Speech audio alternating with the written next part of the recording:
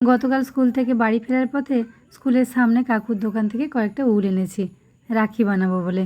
উলের কালারগুলো আমার খুব একটা পছন্দ হয়নি, তবুও যা পেয়েছি তাই দু একটা নিয়ে এসেছি।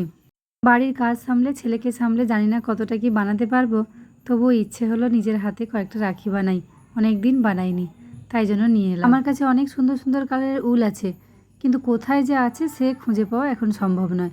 তাই জন্য যেগুলো পেয়েছি সেগুলোই নিয়ে চলে এসেছি। যদিও এই সুতোর বন্ধনে আমি খুব একটা বিশ্বাসী নই।